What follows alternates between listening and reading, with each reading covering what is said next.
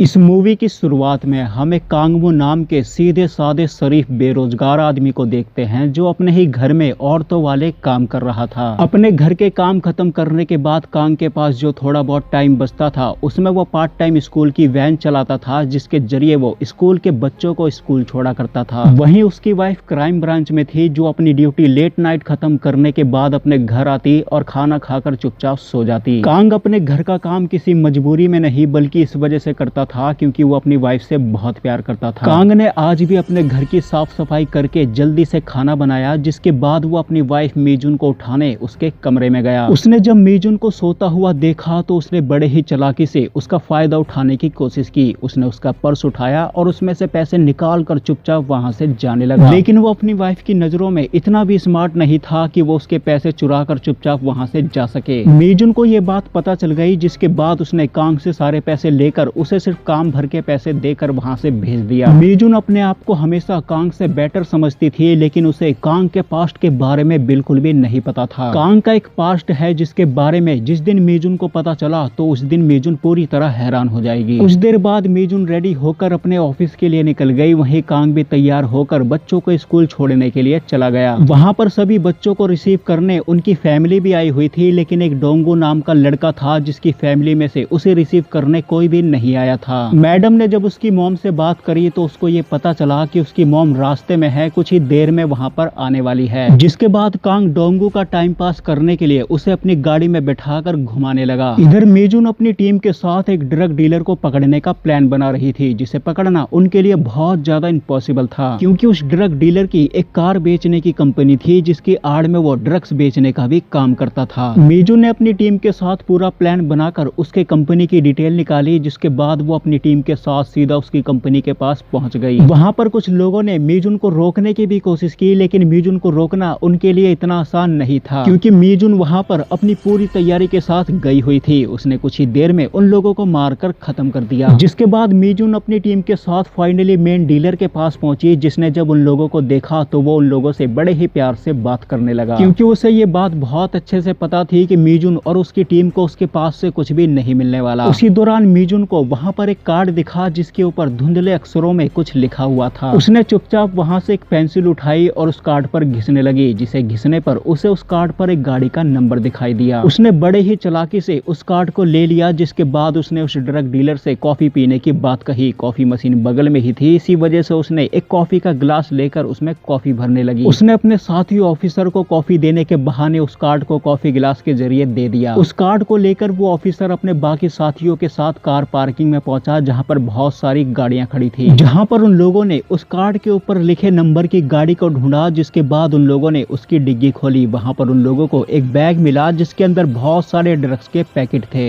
ये बात जैसे ही उन दोनों डीलर्स को पता चली तो उन दोनों ने मीजुन पर हमला कर दिया लेकिन मीजुन के पास एक इलेक्ट्रिक गैजेट था जिसकी मदद से उसने उन दोनों को बेहोश करके पकड़ लिया। उन डीलर्स को पकड़ने की खुशी में मीजुन ने उसी शाम अपने सारे साथियों ऑफिसर के साथ मिलकर पार्टी करी। उसी रात हम एक हान नाम की लड़की को देखते हैं जिसने एक लॉकर में एक पेन ड्राइव छुपाई और वहां से जाने लगी। तभी कुछ लोग उसके पीछे पड़ गए जिन्होंने कुछ ही देर बाद उसको घेर कर पकड़ लिया। फिर उसके पास एक आदमी आया जिसने हान से उस पेन ड्राइव के बारे में पूछा और जब हान ने उसे उस पेन ड्राइव के बारे में नहीं बताया तो उसने हान को मारने की कोशिश की लेकिन हान ने बड़े ही बहादुरी से उनका सामना किया जिसके बाद वो वहां से नीचे कूद गई जिसकी वजह से वो एक गाड़ी पर गिरी और उसके सर में बहुत गहरी चोट लग गई। लेकिन इसके बाद भी उन लोगों ने उसे मारने के लिए उस पर फायरिंग करी और फिर वहां से चले गए। अगले दिन क्राइम लोकेशन पर मीजुन की टीम पहुंची जिन्होंने छानबीन करके मीजुन को ये बताया कि वो लड़की अभी जिंदा है क्योंकि उसने बुलेट प्रूफ जैकेट पहनी थी लेकिन इतने ऊपर से गिरने की वजह से वो फिलहाल अभी बेहोश है जिसे अस्पताल में भेजा गया है। जिसके बाद मीजुन ने अपनी टीम के एक मेंबर से ये कहा कि वो उसकी रिपोर्ट में ये लिखे कि वो मर चुकी है। उसने जब मीजुन से इस चीज की वजह पूछी तो मीजुन ने उसको ये बताया कि हान के इतने ऊपर से गिरने के बाद भी उन लोगों ने उस पर गोलियां चलाई और अगर उन लोगों को ये बात पता चली कि हान अभी जिंदा है तो वो लोग हान को मारने की बहुत कोशिश करेंगे। अगले सीन में हम कांग को देखते हैं जो बाहर सब्जियां खरीद रहा था। उसी दौरान उसने एक औरत को देखा जो कुछ लोगों से अपनी जान बचाकर भाग रही थी। उन लोगों ने कुछ ही देर बाद उस औरत को घेर कर पकड़ लिया लेकिन कांग ने उस औरत की मदद करने के लिए वहां पर आकर उन लोगों को बहुत मारा। उन लोगों को मारने के बाद कांग ने उस औरत की एक रिपोर्ट देखी जिसे देखने के बाद उसको ये पता चला कि वो औरत प्रेग्नेंट है। इस औरत का नाम हीजुन है जिसे कांग बहुत अच्छे से जानता था। दरअसल 10 साल पहले कांग एक आर्मी ऑफिसर था जिसकी एक टीम थी और उसी टीम में हीजुन और उसका पति भी था। एक दिन कांग को ये पता चला कि रसिया के कुछ क्रिमिनल्स हथियारों की तस्करी साउथ कोरिया में करने वाले हैं और उन्हें पकड़ने के मिशन पर कांग अपनी टीम के साथ बिना परमिशन लिए चला गया था। कांग ने अपनी टीम के साथ मिलकर उन क्रिमिनल्स को रोकने की बहुत कोशिश की, लेकिन उन क्रिमिनल्स ने कांग और उसके एक साथी को पकड़ लिया। उसकी बाकी की टीम उसकी मदद नहीं कर पाई क्योंकि उन लोगों का कनेक्शन कांग से टूट गया था। उन क्रिमिनल्स से कांग तो बच गया, लेकिन उसका साथी उन लोगों से नहीं बच पाया। उन लोगों ने उसके साथी को वहीं पर मार दिया, जिसके बाद कांग को आर्मी से हमेशा के लिए निकाल दिया गया क्योंकि कांग ने इस मिशन की परमिशन नहीं ली थी। कांग को अपने साथी ऑफिसर की मौत का गम आज तक था। इसी वजह से वो हर रोज उसके बेटे को स्कूल छोड़ा करता था। उसका बेटा कोई और नहीं बल्कि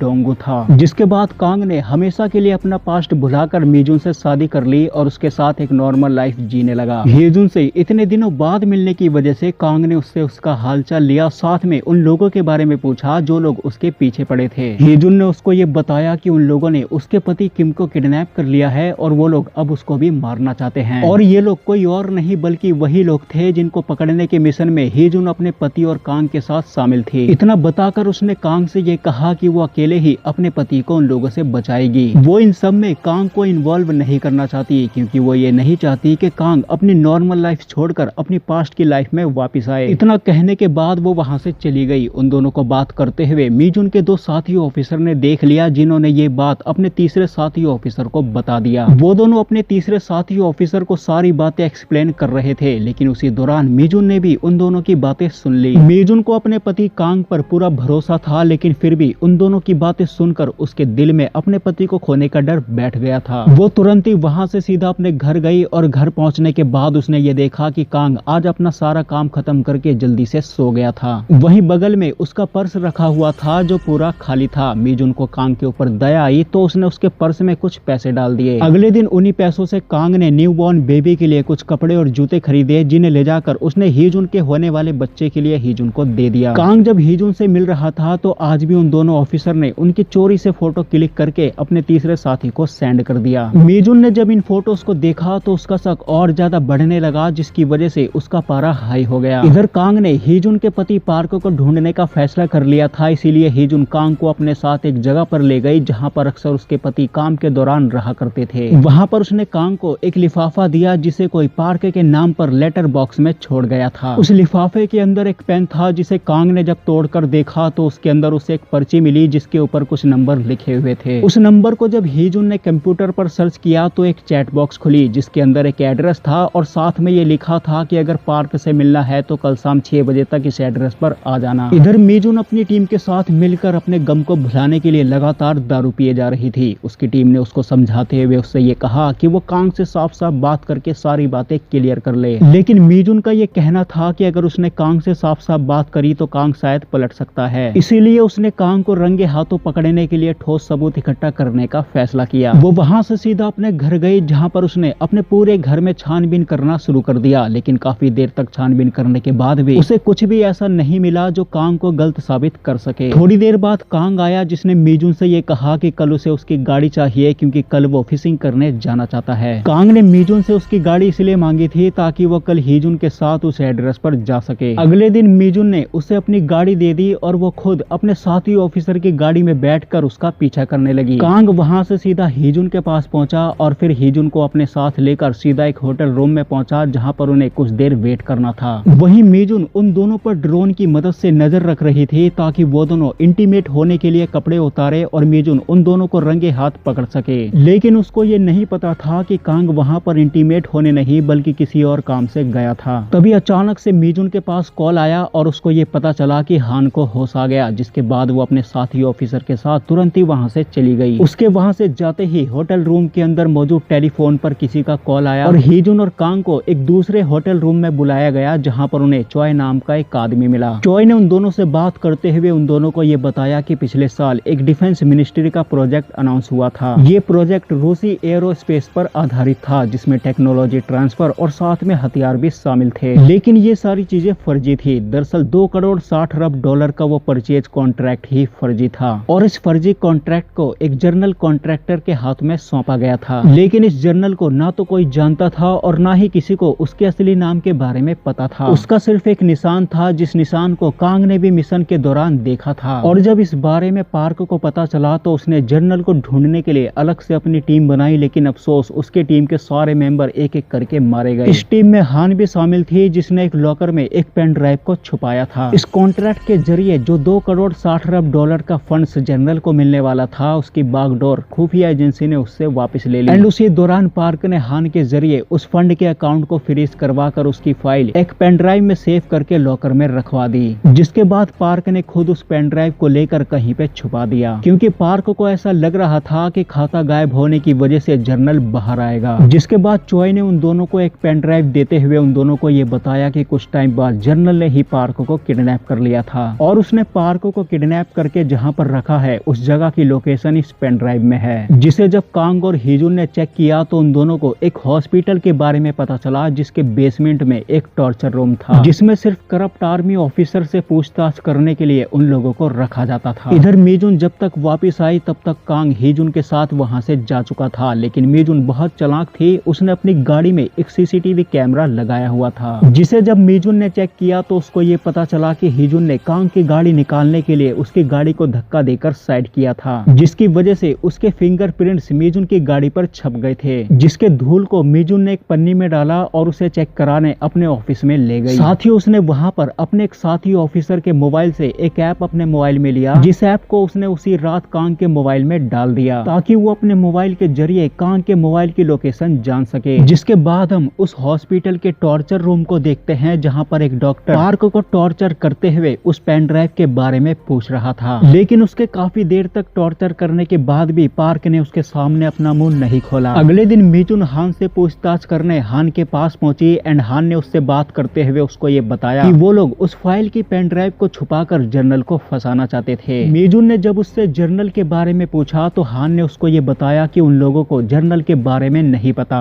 उन लोगों को उसका बस एक निशान पता है। दूसरी तरफ कांग ने हिजुन के साथ मिलकर उस हॉस्पिटल के अंदर जाने का पूरा प्लान बनाकर तैयारी करी। उन्होंने अपने प्लान के अकॉर्डिंग सबसे पहले गटर साफ करने वाले एक टैंकर का इंतजाम किया, जिसके बाद उन दोनों ने उस हॉस्पिटल के अंदर जाने के लिए ऑनलाइन परमिशन बनवाई, जिसे लेकर कांग टैंकर के साथ सीधा हॉस्पिटल के अंदर गया, एंड बाहर से हिजुन उसे माइक्रोफोन के द्वारा मॉनिटर कर रही थी। अंदर पहुंचने के बाद कांग ने वहां पर पागलपंती शुरू कर दी, जिसकी वजह से उसे पकड़कर एक कमरे में बंद कर दिया गया। लेकिन कांग ने वहां पर एक गार्ड को मारकर उसकी वर्दी पहन ली और उसका पास लेकर वहां से चला गया। टॉर्चर रूम में जाने के लिए कांग ने एक सीलिंग को तोड़ा, एंड सीलिंग के रास्ते वो फाइनली टॉर्चर रूम में पहुंच गया, जहां पर उसने सबसे पहले उस डॉक्टर के ऊपर हमला करके उस डॉक्टर को मारकर पार्क को उस कमरे से बाहर निकाला। जिसके बाद उसने पार्क को एक एम्बुलेंस में बिठाया और उस एम्बुलेंस को चालू करके वो वहां से भाग निकला। इधर मीजुन को उसकी टीम ने ये बताया कि उन लोगों को पार्क के घर के सामने वाली सीसीटीवी फुटेज मिली है, जिसमें मीजुन ने ये देखा कि पार्क को कुछ लोगों ने उसी के घर के सामने किडनैप किया और उसे अपने साथ वहां से ले गए। लेकिन उसी दौरान वहां पर मीजुन को एक शख्स दिखाई दिया, जिसे देखने के लिए मीजुन ने सीसीटीवी फुटेज को जूम करवाया। उस शख्स की फोटो पूरी तरह ब्लर थी, जो धीरे धीरे क्लियर हो रही थी। इधर कांग पार्क को अपने साथ लेकर हिजुन के बताए हुए एक हॉस्पिटल में पहुंचा, जहां पर डॉक्टर ने पार्क का इलाज करना शुरू कर दिया। दूसरी तरफ उस हॉस्पिटल में यह अनाउंसमेंट हुआ कि कुछ ही देर में जर्नल खुद यहां पर आने वाले हैं। जिसके आने से पहले ही उसकी टीम वहां पर पहुंच गई और कुछ देर बाद फाइनली जर्नल की एंट्री भी शुरू हो गई। और हैरानगी की बात यह थी कि जर्नल कोई और नहीं बल्कि हिजुन थी।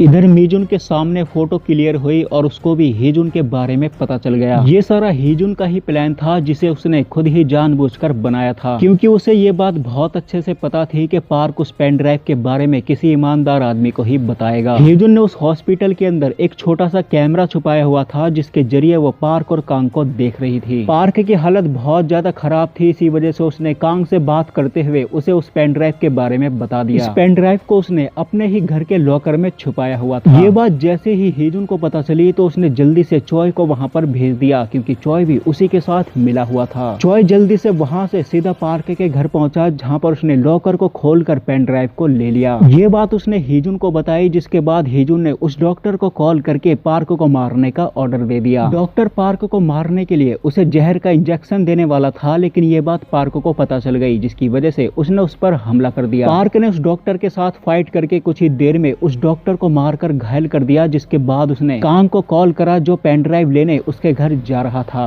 पार्क ने कांग से बात करते हुए उससे ये पूछा कि आखिर उसने उसे क्यों बचाया था। फिर कांग ने उसको ये बताया कि उसने उसे उसकी वाइफ हीजुन के कहने पर बचाया था, जिसे सुनकर पार्क हैरान होने लगा, क्योंकि कांग को जब आर्मी से निकाला गया था तो उसके कुछ टाइम बाद ही हीजुन भी गायब हो गई थी। उसने ये बात जैसे ही कांग को बताई तो इतने में पीछे से डॉक्टर ने एक गन की मदद से उसे शूट करके खत्म कर दिया। इधर ट्रक में बैठे एक आदमी ने अपने ट्रक की मदद से कांग की गाड़ी को इतनी जोर से टक्कर मारी जिसकी वजह से कांग भी बेहोश हो गया। दूसरी तरफ मीजुन पार्क की डिटेल लेने के लिए सीधा उसके घर पहुंची, जहां पर उसका सामना चॉय और उसके आदमियों से हुआ। मीजुन ने उन लोगों के साथ फाइट करके उन लोगों से पेन ड्राइव छीनी, जिसके बाद उसने बड़े ही चालाकी से उस पेन ड्राइव का डाटा अपने मोबाइल में ट्रांसफर कर लिया। फाइल ट्रांसफर होते ही मीजुन ने उस पेन ड्राइव को डिस्ट्रॉय कर दिया ताकि वो लोग चाहकर भी उस पेन ड्राइव से डाटा ना ले पाए। लेकिन उसी दौरान चॉय ने उस पर हमला कर दिया, जिसकी वजह से मीजुन वहीं पर बेहोश हो गई। जिसके बाद उन लोगों ने इस पेन ड्राइव के डाटा को रिकवर करने की कोशिश की तो उनको ये पता चला कि इस पेन ड्राइव का डाटा पहले ही कहीं और ट्रांसफर कर दिया गया है। उन लोगों ने मीजुन की तलाशी लेकर उसके मोबाइल को ढूंढने की कोशिश की, लेकिन उन लोगों को उसका मोबाइल नहीं मिला, क्योंकि मीजुन ने फाइल ट्रांसफर करने के बाद अपना मोबाइल वहीं पर छुपा दिया था। ये सारी बातें जैसे ही चॉय ने हीजुन को बताया तो हीजुन ने उससे ये कहा कि वो मीजुन को उसके पास लेकर आए एंड साथ में वो कांग को ढूंढने की कोशिश करे। उन लोगों ने सेम ऐसा ही किया। वो लोग मीजुन को उसके पास ले गए, जिसके बाद उन लोगों ने कांग को ढूंढा। हीजुन ने मीजुन को टॉर्चर करते हुए उससे उस फाइल के बारे में पूछते हुए उससे ये कहा कि अगर उसने उसे फाइल के बारे में नहीं बताया तो वो कांग को मरवा देगी। अब बात कांग के जान पर आ गई थी, इसी वजह से मीजुन ने उसे उस फाइल के बारे में बता दिया। उसने उस फाइल की एक कॉपी कांग के मोबाइल में भी ट्रांसफर कर दी थी, जिसके बारे में उसने हीजुन को साफ साफ बता दिया। फाइल मिलते ही हीजुन ने अपने लोगों से बोलकर कांग को मरवाने की कोशिश की, लेकिन वो लोग उसको मारते उससे पहले ही कांग ने उन पर हमला करके उन्हें ही मारकर खत्म कर दिया। जिसके बाद कांग ने उस गटर साफ करने वाले टैंकर को लिया, जिसे लेकर वो सीधा हीजुन को मारने हॉस्पिटल में पहुंचा, जहां पर उसे उसकी वाइफ मीजुन मिली। कांग ने जल्दी से वहां पर सभी लोगों को मारकर मीजुन को छुड़ाया, जिसे वो अपने साथ लेकर वहां से भाग निकला। उन दोनों को हर हाल में अब हीजुन को रोकना था, क्योंकि हीजुन को जैसे ही फाइल मिली तो वो फाइल लेकर वहां से पहले ही भाग चुकी थी। उसे रोकने के लिए मीजुन ने अपनी टीम से बात करके एक गाड़ी का इंतजाम किया, जिसकी मदद से वो सीधा उसी लोकेशन पर पहुंची जहां पर उसने अपने मोबाइल को छुपाया था। उसने वहां से अपना मोबाइल लिया, जिसके बाद उसने अपने मोबाइल से कांग के मोबाइल की लोकेशन देखी, क्योंकि उस मोबाइल में वो फाइल थी। इसी वजह से हीजुन उसे अपने साथ लेकर चली गई थी। हीजुन वहां से उस हॉस्पिटल के सीक्रेट रूम में जाकर वहां से सारे पैसों को अलग अलग अकाउंटों में ट्रांसफर कर रही थी। इधर कांग और मीजुन अपनी पूरी तैयारी से उस हॉस्पिटल के पीछे वाले रास्ते से सीधा हॉस्पिटल के अंदर चले गए, जहां पर उन दोनों ने एक साथ मिलकर सभी गार्ड्स को मारना शुरू कर दिया। सभी गार्ड्स को मारने के बाद कांग और मीजुन ने मिलकर उस हॉस्पिटल की लाइट काट दी, जिसकी वजह से वो पैसे ट्रांसफर नहीं हो पाए। और थोड़ी देर बाद जब हीजुन ने अपने आदमियों के द्वारा लाइट को दोबारा चालू करवाया तो उसके आदमियों ने उसको ये बताया कि कंप्यूटर रीसेट हो चुका है। ये सुनकर हीजुन को बहुत गुस्सा आया, जिसके बाद उसने उस पेन ड्राइव को लिया और चॉय के साथ वहां से जाने लगी। लेकिन तभी रास्ते में एक बॉम्ब ब्लास्ट हुआ, जिसे कांग और मीजुन ने मिलकर सेट किया था। बॉम्ब ब्लास्ट होने की वजह से हीजुन गिर गई थी, जिसे दो गार्ड्स ने संभाला और उसे अपने साथ वहां से बाहर निकाल कर ले गए। एंड वो गार्ड्स कोई और नहीं बल्कि कांग और मीजुन ही थे।